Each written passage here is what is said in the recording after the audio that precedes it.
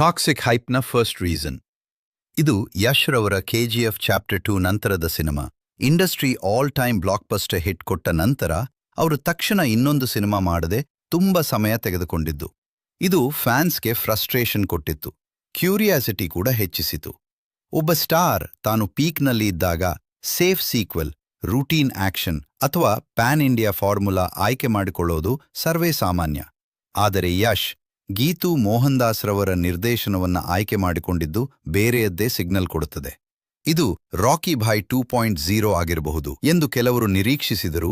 ಫಿಲ್ಮ್ನ tone, title, visuals ನೋಡಿದರೆ ಇದು darker, mature, morally complicated world ಅನ್ನಿಸುವಂತೆ ಇದೆ. ಬಿಗ್ಗೆಸ್ಟ್ ಸರ್ಪ್ರೈಸ್ ಏನು ಅಂದ್ರೆ ಗೀತು ಮೋಹನ್ ದಾಸ್. ಮೊದಲನೇದಾಗಿ ಇವರು ಮೇನ್ ಸ್ಟ್ರೀಮ್ ಕಮರ್ಷಿಯಲ್ ಡೈರೆಕ್ಟರ್ ಅಲ್ಲ, ಮಲಯಾಳಂ ಸಿನಿಮಾ ಬ್ಯಾಕ್ಗ್ರೌಂಡ್ನಿಂದ ಬಂದವರು.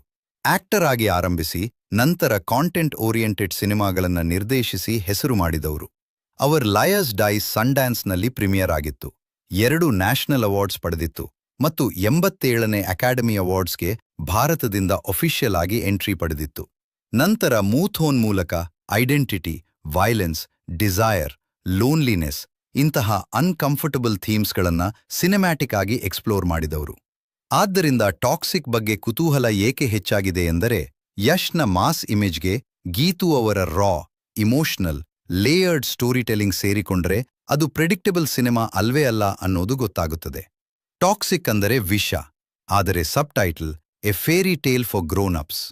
ಫೇರಿ ಟೇಲ್ ಅಂದ್ರೆ ಸಾಮಾನ್ಯವಾಗಿ ಮಕ್ಕಳ ಕಥೆ, dream world, good versus evil ಮತ್ತು ಮಾರಲ್ ಸ್ಟೋರಿ ಅಂತ ನಾವು ಭಾವಿಸ್ತೇವೆ. ಆದರೆ ಗ್ರೋನ್ ಅಪ್ಸ್ ಅಂತ ಸೇರಿಸಿದಾಗ ಇದು ಮುಗ್ಧತೆಯನ್ನ ಕಳೆದುಕೊಂಡ ಜಗತ್ತು ಅಂತ ಅನ್ನಿಸ್ತದೆ. ಇಲ್ಲಿ power, lust, betrayal, family, crime, ಪೌರುಷತ್ವ, ವಿಮೆನ್ಸ್ ಕಂಟ್ರೋಲ್ ಎಲ್ಲವೂ ಒಂದೇ ಅಂಡರ್ವರ್ಲ್ಡ್ನಲ್ಲಿ ನಡೀಬಹುದು.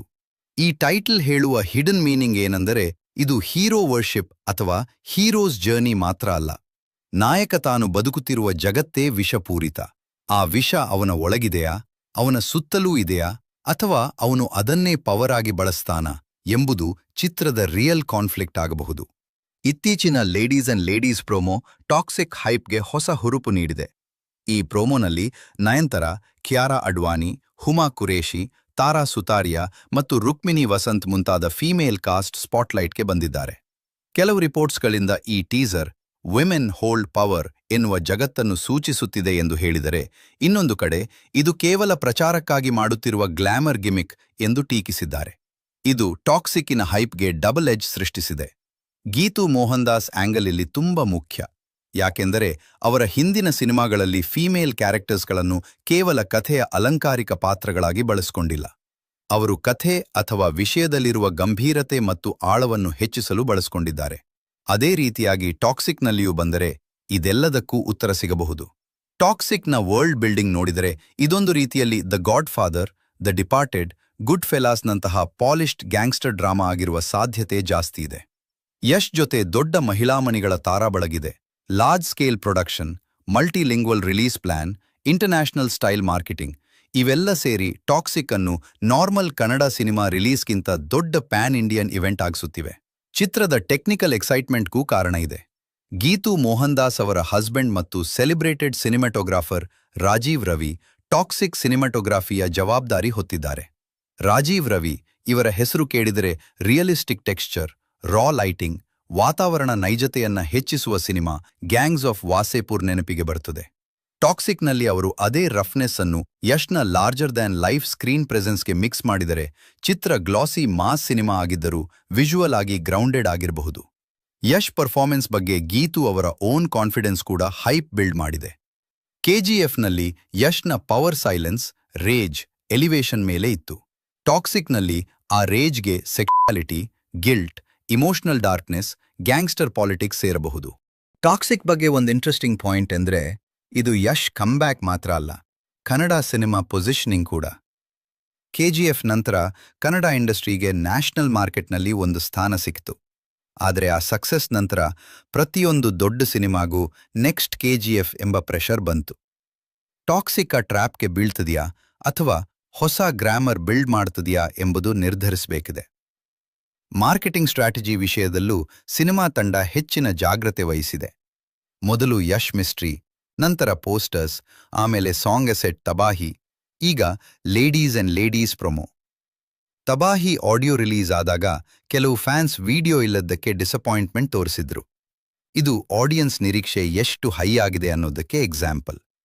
ಆದರೆ ಹೈಪ್ ಎಷ್ಟು ದೊಡ್ಡದೋ ಅದರ ಹಿಂದಿರುವ ರಿಸ್ಕ್ ಕೂಡ ಅಷ್ಟೇ ದೊಡ್ಡದು. ಮೊದಲನೇ ರಿಸ್ಕ್, ಡಿಲೇಸ್.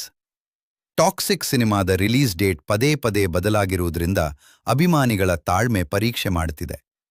ಈಗ ಹೊಸದಾಗಿ ಡೇಟ್ ಫಿಕ್ಸ್ ಮಾಡಿರುವುದು ನಿಟ್ಟುಸಿರು ಬಿಡುವಂತೆ ಮಾಡಿದೆ. ಆದರೂ ಪ್ರೇಕ್ಷಕರ ನಿರೀಕ್ಷೆಗಳನ್ನು ಮಾತ್ರ ಡೇಂಜರಸ್ ಲೆವೆಲ್ ತಲುಪಿಸಿದೆ. ಎರಡನೇ ರಿಸ್ಕ್, ಕಾಂಟೆಂಟ್ ಟೋನ್. ಈ ಸಿನಿಮಾವನ್ನು a fairy tale for grown ups ಎಂದು ಕರೆಯಲಾಗಿದೆ. ಅಂದರೆ ಇದು ಬೋಲ್ಡ್, ಡಾರ್ಕ್ ಮತ್ತು ಅಡಲ್ಟ್ ಜಗತ್ತಿನ ಕಥೆ. ಆದರೆ ಇಂಡಿಯನ್ ಮೇನ್ ಸ್ಟ್ರೀಮ್ ಆಡಿಯನ್ಸ್ಗಳಿಗೆ ಕೇವಲ ಬೋಲ್ಡ್ ಕಂಟೆಂಟ್ ಇದ್ದರೆ ಸಾಲದು. ಅದರ ಜೊತೆಗೆ ಇಮೋಷನಲ್ ಪೇ ಆಫ್ ಬ್ಯಾಲೆನ್ಸ್ ಮಾಡಬೇಕಾಗ್ತದೆ. ಕಥೆಗಿಂತ ಸ್ಟೈಲ್ ಅತಿಯಾದರೆ ಪ್ರೇಕ್ಷಕರಿಂದ ನೆಗೆಟಿವ್ ಫೀಡ್ಬ್ಯಾಕ್ಗಳನ್ನು ಎದುರಿಸಬೇಕಾಗಬಹುದು. ಮೂರನೇ ರಿಸ್ಕ್, ಯಶ್ ಇಮೇಜ್. ಕೆಜಿಎಫ್ ನಂತರ ಆಡಿಯನ್ಸ್ ಯಶ್ನನ್ನು ಅನ್ಬೀಟಬಲ್ ಫೋರ್ಸ್ ಆಗಿ ನೋಡುತ್ತಿದ್ದಾರೆ. ಟಾಕ್ಸಿಕ್ನಲ್ಲಿ ಅವರನ್ನು ಫ್ಲಾಡ್, ಮಾರಲಿ ಗ್ರೇ ಕ್ಯಾರೆಕ್ಟರ್ ಆಗಿ ತೋರಿಸಿದರೆ ಅದು ಆರ್ಟಿಸ್ಟಿಕಲಿ ಸ್ಟ್ರಾಂಗ್ ಆಗಬಹುದು. ಆದರೆ ಮಾಸ್ ಫ್ಯಾನ್ಸ್ ಹೇಗೆ ರಿಸೀವ್ ಮಾಡ್ತಾರೆ ಎನ್ನುವುದು ಬಾಕ್ಸ್ ಆಫೀಸ್ ನಿರ್ಧರಿಸುತ್ತದೆ. ಗೀತು ಮೋಹನ್ದಾಸ್ಗೆ ಮಾತ್ರ ಇದು life changing game. Independent film ಮೇಕರ್ನಿಂದ ಪ್ಯಾನ್ ಇಂಡಿಯಾ ಮಾಸ್ ಲೆವೆಲ್ಗೆ ಜಂಪ್ ಮಾಡೋದು ಸುಲಭವಲ್ಲ. ಇಲ್ಲಿಯವರೆಗೂ ಆರ್ಟ್ ಮತ್ತು ಕ್ಲಾಸ್ ಸಿನಿಮಾಗಳನ್ನು ಮಾಡ್ತಿದ್ದ ನಿರ್ದೇಶಕಿ ದಿಢೀರಂತ ಎಲ್ಲ ಇಂಡಸ್ಟ್ರಿಗಳು ಬೆರಗಾಗೋ ಒಂದು ಪಕ್ಕಾ ಮಾಸ್ ಪ್ಯಾನ್ ಇಂಡಿಯಾ ಸಿನಿಮಾಗೆ ಕೈ ಹಾಕಿರೋದು, ಹಾಗೆ ಈ ಪ್ರಾಜೆಕ್ಟ್ಗೆ ಬೋಲ್ಡ್, ಯುನೀಕ್ನೆಸ್ ಹೆಚ್ಚಿಸಿರೋದು ಸ್ಪೆಷಲ್ ಎನ್ಸುತ್ತಾ ಇದೆ. ಇತ್ತ ನಮ್ಮ ರಾಕಿ ಭಾಯ್ ಯಶ್ಗೂ ಇದು ಅಂತಿಂಥ ಪರೀಕ್ಷೆಯಲ್ಲ, ಅಪ್ಪಟ ಇಮೇಜ್ ಟೆಸ್ಟ್. ಕೆಜಿಎಫ್ ನಂತರ ಮತ್ತೆ ಅದೇ ಹಳೆ ಮಾಸ್ ಮುಖವಾಡ ಹಾಕ್ಕೊಂಡು ಅಬ್ಬರಿಸ್ತಾರಾ? ಅಥವಾ ಆ ಸ್ಟಾರ್ ಗತ್ತಿನ ಒಳಗಡೆ ಇರೋ ಒಬ್ಬ ಸಾಮಾನ್ಯ ಮನುಷ್ಯನ ಕಾಂಪ್ಲೆಕ್ಸ್ ಫೀಲಿಂಗ್ಸ್ಗಳನ್ನು ಎಳೆಯಾಗಿ ಬಿಚ್ಚಿಡ್ತಾರಾ? ಈ ಎಲ್ಲ ಕುತೂಹಲಗಳಿಗೆ ಉತ್ತರಗಳು ಸಿಗೋದು ಆಗಸ್ಟ್ 26, 2026ರಂದು. ಇದಿಷ್ಟು ಫ್ರೆಂಡ್ಸ್, ಈ ವಿಡಿಯೋ ಸ್ಪೆಷಲ್. ಮುಂದಿನ ವಿಡಿಯೋದೊಂದಿಗೆ ಮತ್ತೆ ಸಿಗೋಣ. ವಿಡಿಯೋ ಇಷ್ಟ ಆಗಿದ್ರೆ ಲೈಕ್ ಮಾಡಿ, ನಿಮ್ಮ ಒಪಿನಿಯನ್ ಏನು ಕಮೆಂಟ್ ಮಾಡಿ ತಿಳಿಸಿ. ಮರೀದೆ ಸಬ್ಸ್ಕ್ರೈಬ್ ಮಾಡಿ. ಜೈ ಭುವನೇಶ್ವರಿ. Thank you.